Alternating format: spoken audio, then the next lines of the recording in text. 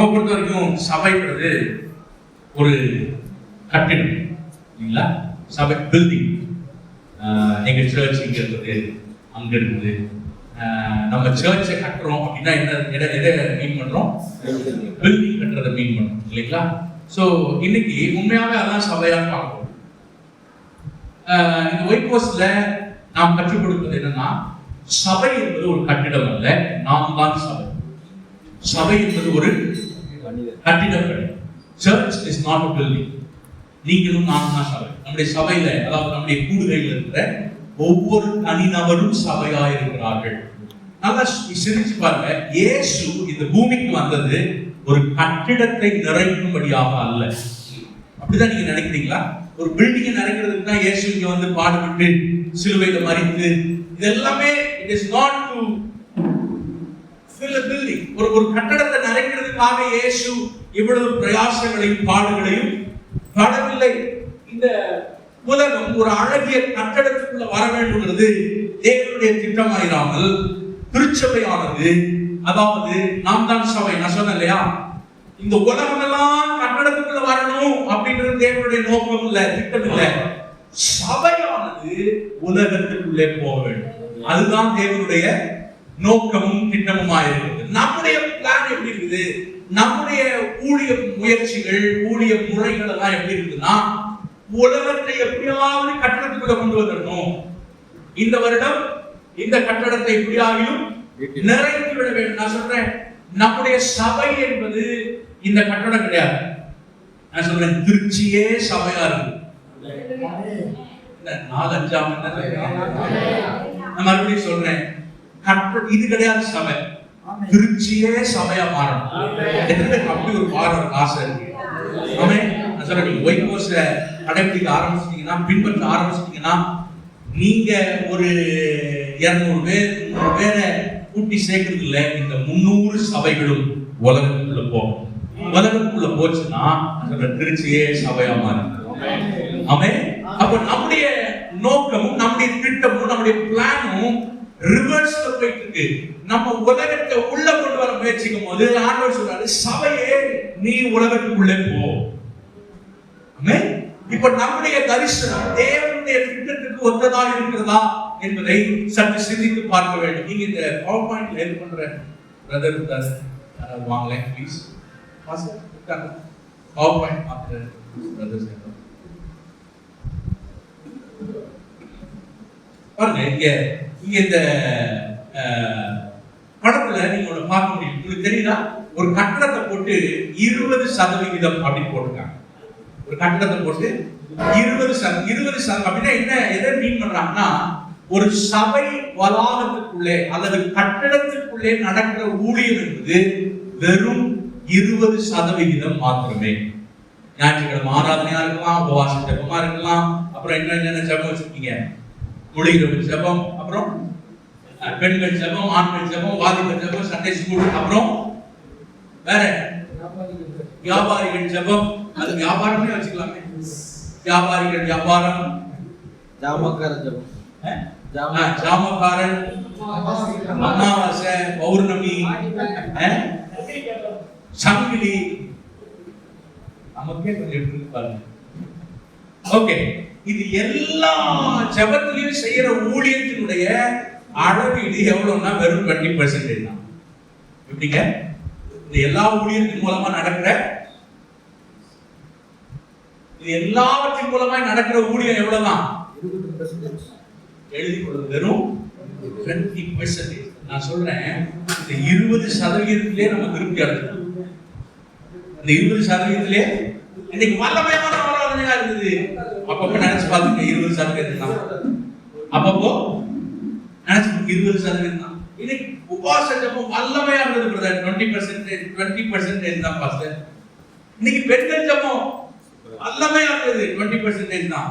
அப்படின்னா என்ன சொல்ல வரேன்னா, இதன் மூலமா ஏற்படுத்தப்படுகிற தாக்கம், சபையின் நோக்கத்திற்கு நம்முடைய ஆராதனைகளின் பங்களிப்பு, அதாவது சபை கட்டடத்திற்குள்ளே நடக்கிற ஊழியத்தின் பங்களிப்பு வெறும் 20% மாத்திரமே.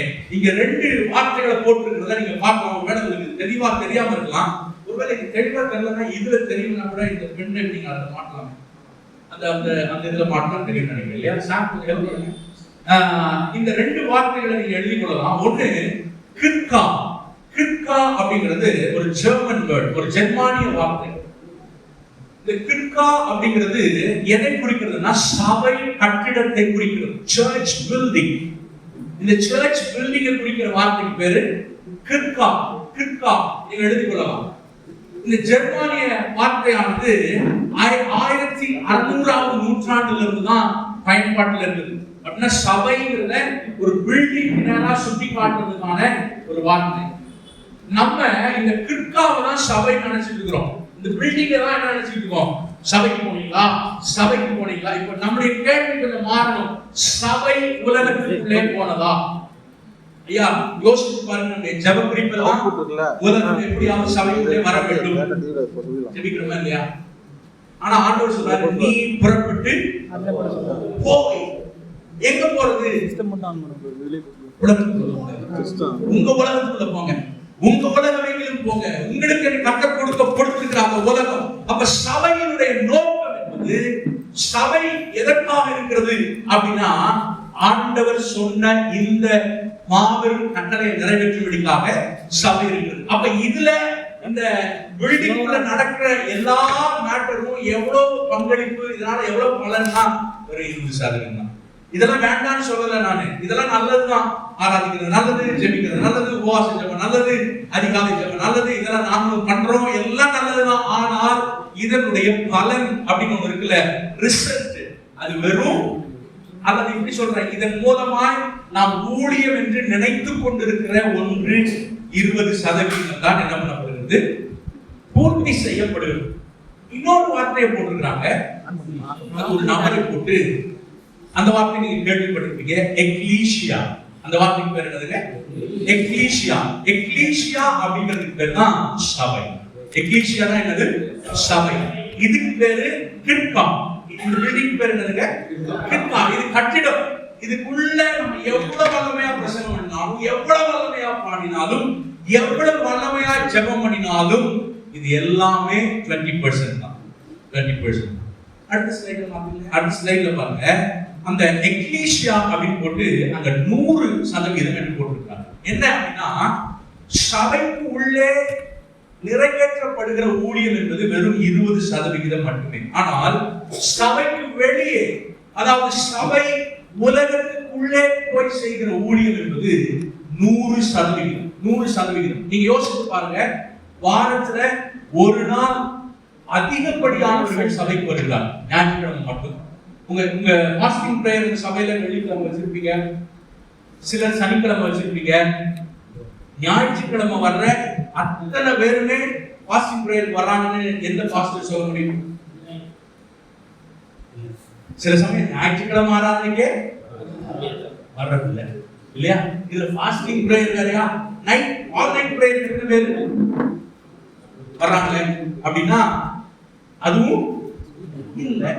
சோ நம்ம என்ன நினைக்கிறோம்னா, இந்த கொஞ்சம் பேர் உள்ள வந்து ஆராதிச்சதுனால, ஞாயிற்றுக்கிழமை ஆராதனை, நம்ம நினைக்கிறோம் நான் என் ஊழியத்தை நிறைவேற்றிட்டேன். இல்ல இல்ல, நம்முடைய சபையினுடைய வேலை என்னன்னா, நம்முடைய கூடுகையில் இருக்கிற, நம்முடைய கிர்காவுக்குள்ளே ஆராதிக்கும்படியாய் கூடி வருகிற இந்த கூட்டத்தை உலகத்திற்குள்ளே போகும்படி ஆயத்தப்படுத்துகிற ஒரு வேலையை அந்த சபை கொடுத்திருக்கிறார். இவர்கள் ஆயத்தப்படுத்த, எதுக்காக ஆயத்தப்படுத்தணும்னா, இவர்கள் தங்களுடைய உலகத்துக்குள்ளே போகும்படியாகும். அன்றைக்கு அப்போஸ்தலர்கள் போன போது சொல்றார்களே, உலகத்தை கலக்குகிறவர்கள் இங்கே வந்து விட்டார்கள். அவர்கள் எங்களிடத்தில் வாருங்கள் என்று கூப்பிடவில்லை. அவங்க என்ன பண்ணாங்களா? அவங்க போயிட்டாங்க. இன்னைக்கு சபை அதற்காக மிஸ் பண்ணிருக்கோ அப்படின்னு நான் நினைக்கிறேன். பாருங்க, இன்னைக்கு கர்த்தர் நமக்கு கொடுத்திருக்கிற ஒரு பிரதானமான வேலை, சபைக்கு கொடுத்திருக்கிறதான ஒரு பிரதானமான வேலை, சபைக்குள்ள இருக்கிற, அதாவது கட்டிடத்திற்குள்ளே நம்மோடு ஆராதிக்கும்படியாய் கூடி வருகிற மக்களை ஆயத்தப்படுத்தி அவருடைய உலகங்களை கண்டுபிடிக்க வைத்து அப்படி உலகத்துக்குள்ள அனுப்பணும். அந்த வேலைக்கு தான் கர்த்தர் போதகர்களாக நம்மை அழைத்திருக்கிறார் பிரியமானவர்களே. அதனாலதான் இங்க போட்டுக்கிறோம், கட்டடத்துக்குள்ள நடக்கிற ஊழியம் வெறும் 20%. நீங்க யோசித்து பாருங்க, உங்க சபையில் இருக்கிற மக்கள் ஒவ்வொரு வாரத்துல ஒரு நாள் சபைக்கு வர்றாங்க, மீதி 6 நாளும் அது ஒரு நாளா சபைக்கு வர்றாங்க. அரை நாள் கூட கிடையாது. 2 மணி நேரம், 2 மணி நேரம், 2.5 மணி நேரம். அதுதான் இந்த பரிசுத்தவான்களின் ஐக்கியத்துக்கு அவங்க கொடுக்கிற நேரம். முக்கியத்துவம் சொல்ல முடியாது, நேரம் இல்லைங்களா? ஆனா ஒரு வாரத்துக்கு எத்தனை மணி நேரம் இருக்குது?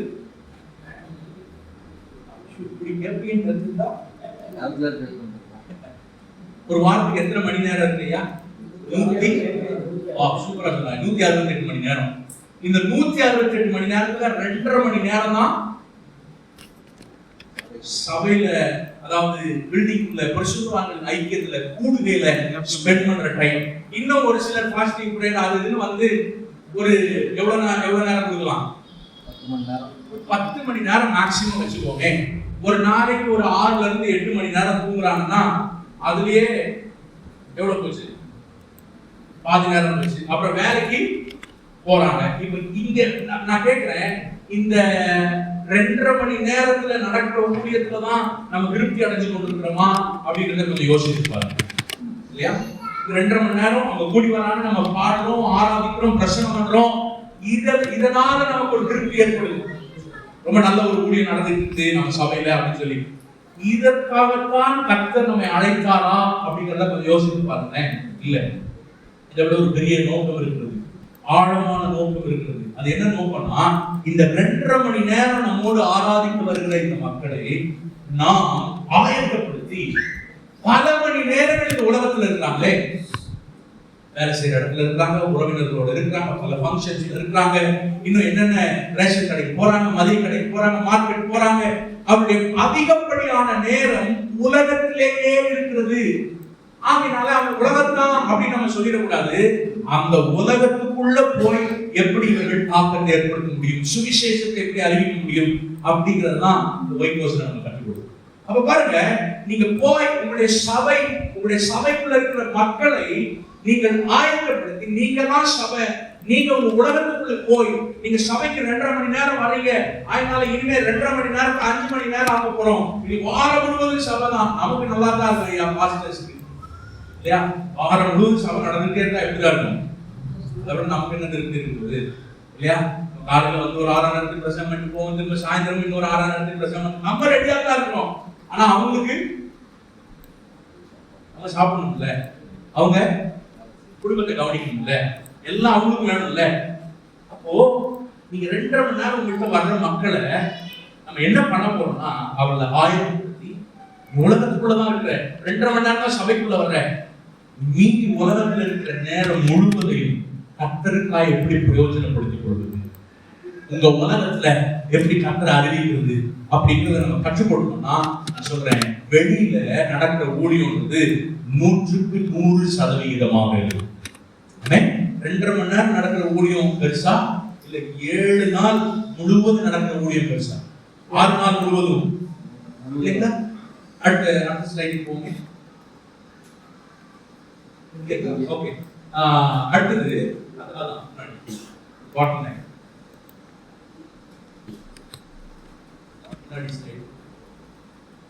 சபை வளர்ச்சிக்கான 3 இடையூறுகள் அப்படின்னு போறாங்க.